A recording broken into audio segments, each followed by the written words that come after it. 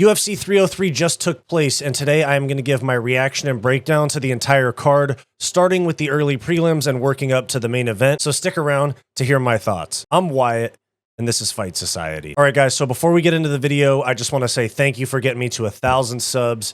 It's been a grind so far. I appreciate the community that's being built around my page. Thank you so much for supporting the channel. And make sure to click that subscribe button if you haven't already. So thank you for 1,000 subs. Let's get into the video. First, I just want to say I did really good on picks. I went 9-4 on the night. So we will start off with the very first fight of the night, Ricky Simón versus Vinicius Oliveira. Now, Vinicius Oliveira dominated this fight. Ricky Simón looked like he was stuck in first gear for the entire time. Failed takedowns, couldn't get in on the hips. He had one takedown, I believe, and it was reversed almost immediately, and Oliveira popped up. So it was really Vinicius Oliveira styling on Ricky Simón. The size advantage was massive. And the way that Oliveira seems to just be so aggressive, like it's not just jab, cross, leg kick. It's like he's trying to kick a hole in your leg. He's trying to punch a hole in your head every time that he's throwing something. And of course it can lead to you gassing out. But holy shit, is it an exciting fight style to watch. So Vinicius Oliveira really dominated the fight. I thought Ricky Simón was going to get a ranked opponent with a win over here. He has been ranked for actually like a big portion of his career. But Oliveira, based on how he looked against somebody like Ricky Simón, I think he should get a top 15 opponent in his next fight. He doubled up Ricky Simón on strikes, absolutely dominated, really was never in any danger. And so fantastic way to start the card. Vinicius Oliveira proved himself, especially after the Bernardo Sapage fight where he got dominated for 2 rounds and then KO'd Sapage in the 3rd round. This one, he styled the whole way through. So fantastic performance from Oliveira. And if I was Ricky Simón, I'd be pretty frustrated. That was a frustrating fight, kind of never getting out of first gear. So first fight of the night, looks like the winner, Oliveira, should get a top 15 opponent. We move on from there to the second fight of the night, Ray Tsuruya versus Carlos Hernandez. Ray Tsuruya, road to the UFC alum, champion actually, I believe, or won the tournament and got the contract. 10-0 now, Japanese wrestling champion, my chat was saying during the fights. So Carlos Hernandez has had some tough matchups. He's fought Tatsuro Taira and other really good flyweights, and you know, he was competitively losing a decisive decision. That's what I felt like with Tsuruya, where Tsuruya was dominating a lot of positions, but Hernandez was still fighting back. He wasn't accepting bottom position all of the time, which made Tsuruya really have to work. He competitively lost decisively, if that makes sense. So Tsuruya's legit. I think he might even get a top 15 opponent next, but I'll be posting another video, fights to make after UFC 303, so make sure you check that out. Ray Tsuruya ended up winning by unanimous decision in this fight. So I was 0 for 2 to start the night on picks. From there, we have Martin Buda against Andrei Arlovski. Martin Buda won a split decision over Andrei Arlovski, and this was genuinely such a terrible fight. The total strikes was vastly in favor of Buda, but the significant strikes were the other direction. Genuinely, it felt like a sparring match. The commentary, DC, Rogan, and Anik were saying that it was very low intensity. I agreed with that too. I was watching it and I was like, wow, they're clinching up against the fence as like kind of just like a, hey bro, like, can we take a breather? Kind of taking timeouts in the middle of the fight. Really shitty fight. Buda did beat a former champion, longtime UFC vet, so he probably gets a top 15 opponent next, but come back around for my fights to make video. We move on from there. Gillian Robertson against Michelle Waterson-Gomez. Robertson absolutely dominates in the grappling department for the majority of the fight. She wins a unanimous decision. Michelle Waterson-Gomez retires. Gillian Robertson moving her way up in the rankings. So I think that Gillian Robertson, even though she has a pretty sus career record, like 14-9, something like that, she's hot right now, and she's putting together a streak that's really impressive. I think this is 5 wins in a row. Keep an eye on her. Her grappling is very good. Her striking has improved a lot. So we'll keep an eye on Gillian Robertson going forward, but she truly did dominate a veteran of the sport. So a very, very impressive win for Gillian Robertson. We move on from there to the prelims, where we had Payton Talbott winning in 19 seconds by KO TK over Yanis Ghemmouri. I want to say that Talbott's legit, but he fought a guy that's not very good. We haven't seen him really get tested. I mean, I want to see what he looks like when he's in the fire. Like Simon, he very easily cooked Cameron Simon. He got this guy out of here in 19 seconds. He calls for Adrian Yanis. I think that's probably the best possible fight. When guys call each other out, it's like the matchmaking's done for the UFC. And Yanis is a tough night out for anybody. Talbott is very explosive. I want to see how he can do against somebody that's been in there with veterans like Rob Font and actually been around a little bit. Yanis is young, but still very experienced for his age. So I think that Adrian Yanis versus Payton Talbott is a very good fight to make. Ghemmouri never got started. He landed one strike. As you can see, he landed just one strike. Payton Talbott probably should have gotten stopped at the right hand on the chin that dropped him, but still followed up good, very good instincts. He's going to be a star if he continues winning. It's just inevitable at this point. He gets so much hype. They show the finishes that he has. He's a star in the making if he can put together like 3 more wins. Moving on from there, we have John Silva against Charles Air Jourdain. This fight got stopped in the second round. KO, TKO. Look, I mean, Silva looked good. He hits very, very hard, but he missed weight. And you have to kind of you have to take something away from the win. You have to take off a little bit of how impressive the win is. Kind of takes the shine off of it because you have this guy should have made weight, didn't suffer through that last pound and a half. Maybe it gave him a little bit extra on his punches.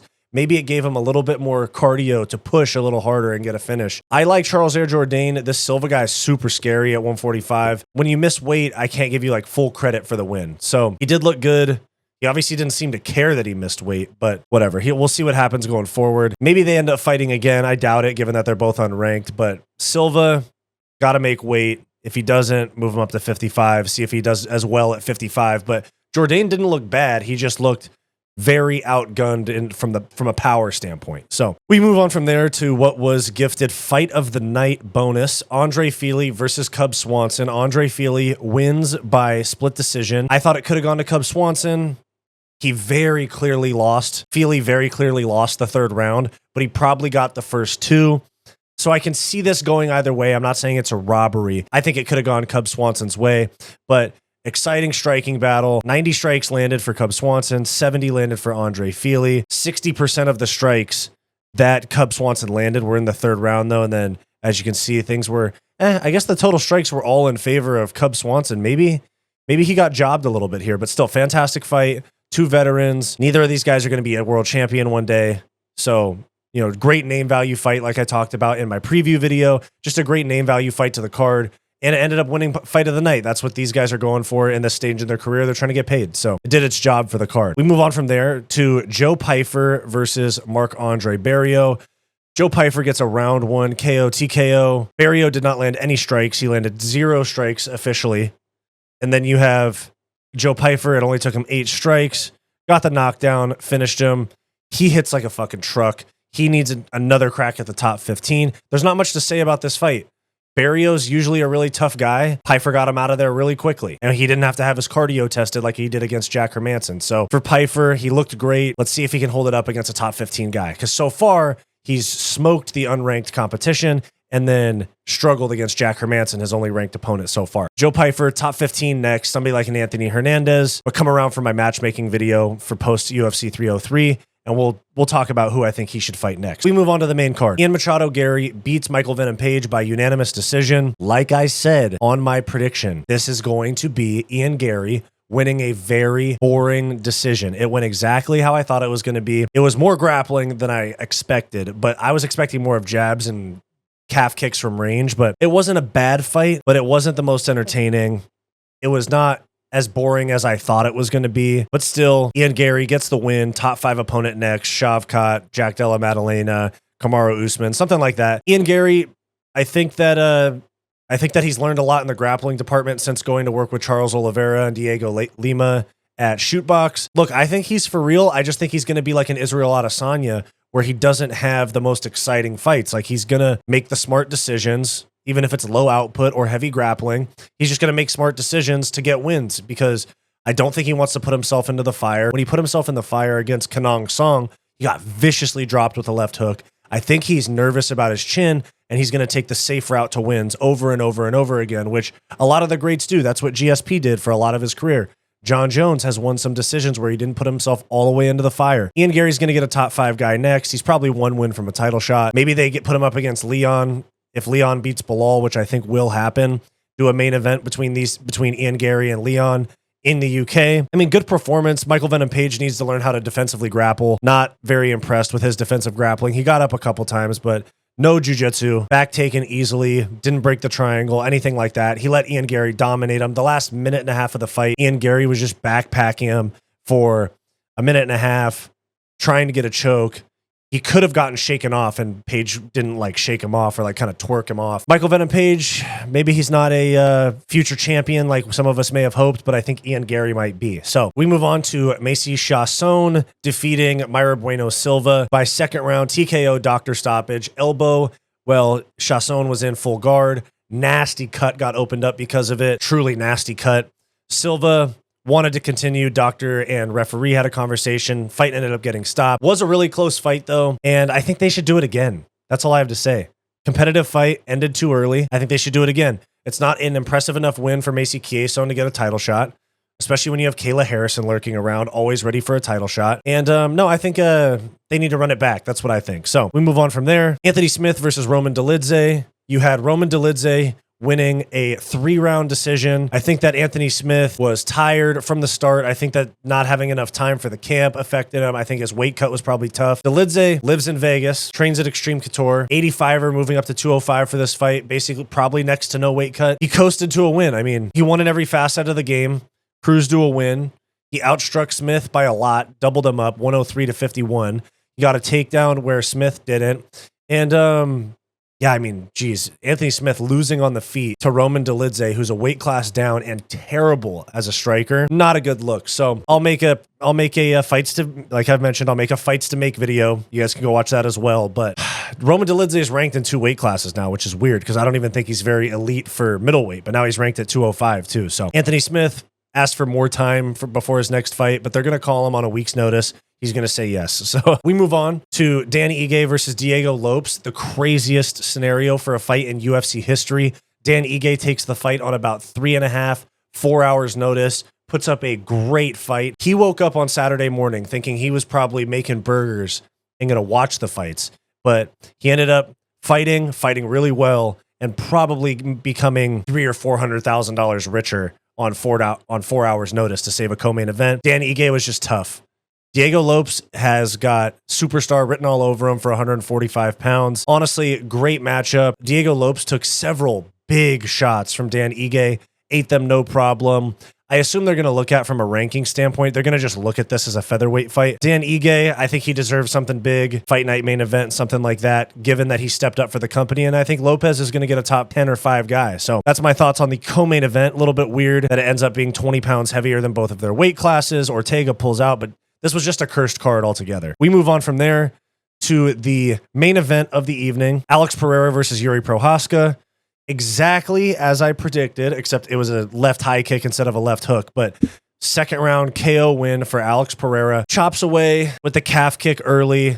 Pereira tries to clinch wrestle, isn't strong enough to do much with Alex Pereira.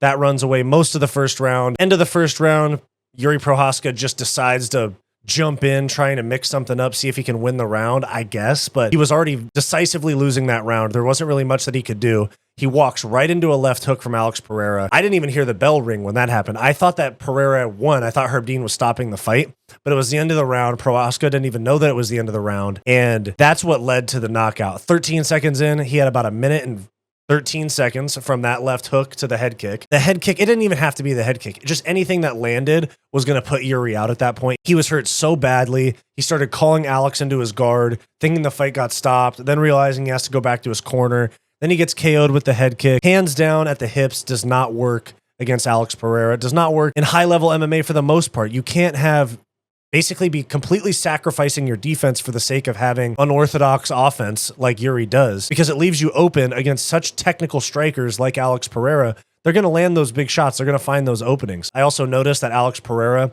was throwing front kicks to the body, which is not typically in his game plan. So he's adding little wrinkles to his game, finishes with a head kick. That's a crazy thing. 2.5 weeks notice against Jiri Prochazka. Head kick KO. Alex Pereira is one of the GOATs, man. That's really what it is. Alex Pereira is one of the GOATs. We'll see what's next for him, but I'm telling you, they got to do something big. Fuck Ankalaev. They got to do something big with Alex Pereira, bigger than Ankalaev. And I have a couple ideas. Some of them involve heavyweight. Other ones include Izzy moving up if he beats Dricus du Plessis. That's all I got for this video. I went 9-4 on picks for the night. Pretty good night for me. So I'm doing good, dude. I'm like 68% on the year, 67% on the year for my picks. Make sure to tune in. Again, thank you guys for 1,000 subs. Make sure to click that like button, click subscribe if you haven't already, and I'll see you in the next one. Thanks for watching. make sure to like and subscribe. And if you want extra content aside from my regular videos, make sure to become a channel member today to get access to members-only live streams and other bonus perks. Click the link in the description down below, or click the join button on our channel homepage. If you're interested in non-MMA content from me, make sure to check out my personal channel, Wyatt's World.